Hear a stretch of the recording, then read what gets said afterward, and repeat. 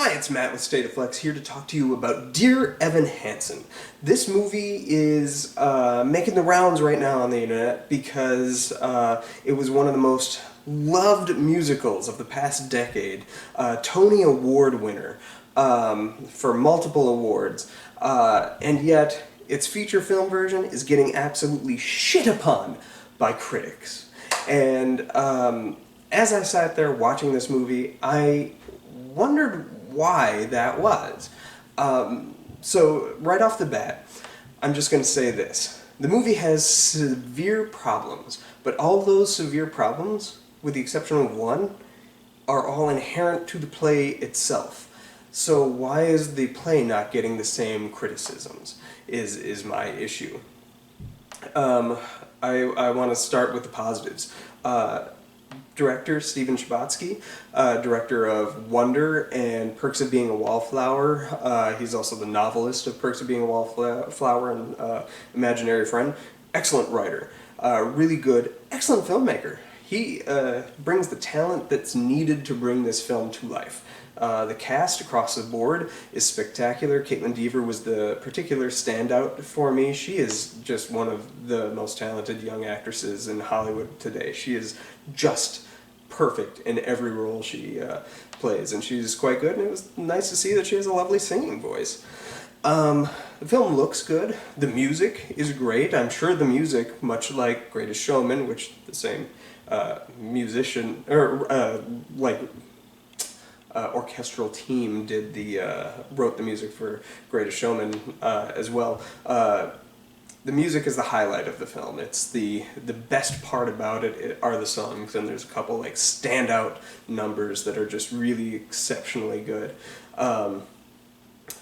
But now we enter in with the problems. And the problem is this. I'm going to just deliver you the plot. No spoilers, really. Nothing that wasn't spoiled in the trailer, anyway. Because the problem with the movie is the plot. It follows Evan Hansen, who's a sincerely depressed boy whose therapist tells him to write himself encouragement letters every day. Dear Evan Hansen, today is going to be a great day because... And as he's writing one of these, a moment of extreme cynicism sets in, and he's like, today isn't going to be a good day, nor is it going to be a good week or a good year, and would it be any different if I was even here tomorrow?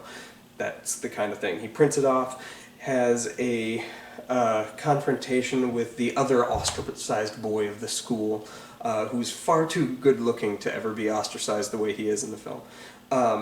He reads this note, a bit of confusion happens, and that boy takes it and puts it in his pocket as he storms off. Ostracized boy number 2. Well, ostracized boy number 2 ends up killing himself and is found only on him with the Dear Evan Hansen letters. So, in a case of mistaken identity, Evan Hansen is found to be the boy's only friend, assuming that boy wrote to Evan Hansen his suicide note. And here's the problem. Evan Hansen, in that moment, should just be like, oh, this is confusing, and then explain things.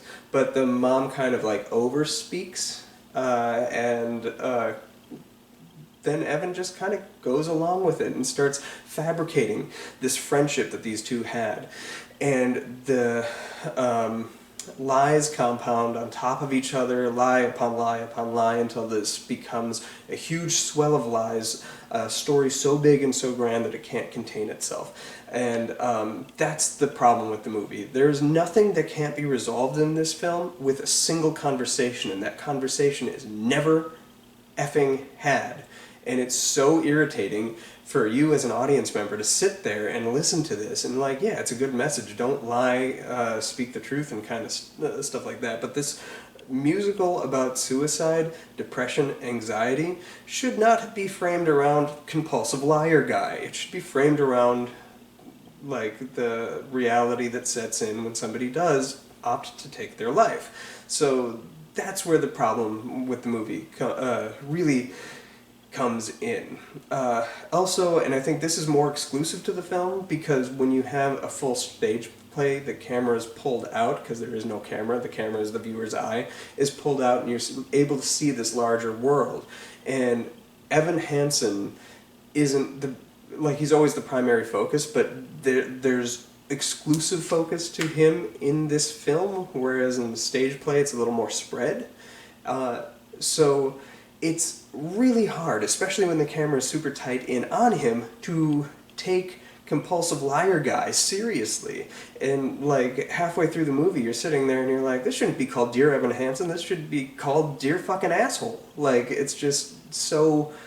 you get so fed up with his character. And that's not to sell his performance short. He is extraordinarily good in a few scenes. And he's got a dynamite singing voice. There's a reason they plucked him from the stage version with his Tony Award to do this film. However, this is where adaptation comes into play. Adaptation of a feature puts the emphasis closer on him, and the film does try and spread emphasis elsewhere, but we don't get the proper reactions from people once his lies are exposed or compound, and that's really kind of ultimately a failing in the film, because the film, or the play, was not staged that way. So the film is incredibly loyal to the stage production, and it should have been reframed to fit the medium, and it just kind of isn't. That said, I don't think it's nearly as bad as everybody makes it out to be. I think criticizing the 27, 30, however old, I believe Ben Platt's the name, however old he is playing Evan Hansen, isn't a criticism that we should take seriously. I mean, yeah, it would be nice if they had cast, actors of their own age, but...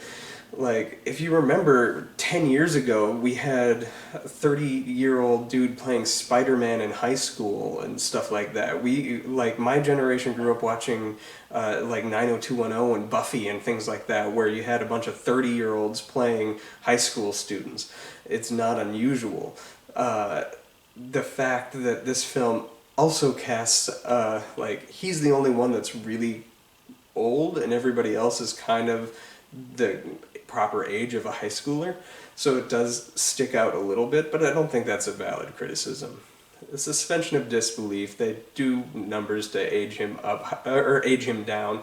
However, in doing that, they just plaster his face with makeup, so he kind of looks just moist all the time. I guess that kind of fits with his character, but at the same time, you're like, hand this boy a towel. He is profusely dripping from under his lip. But anyway, Dear Evan Hansen. It's not a bad experience. If you liked the play, you'll probably really like the movie. And the music, as I say, really, really works. The performances are strong.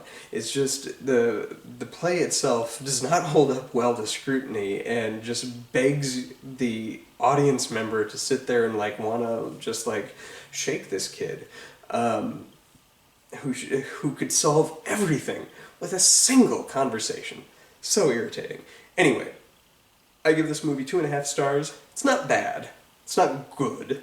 It is. And let's just leave it at that. This movie exists. Are you gonna exist with it? Let me know in the comments down below. Ding the bell, like and subscribe. Do all the stuff that people tell you to do with these sort of things. Thanks for watching. Bye.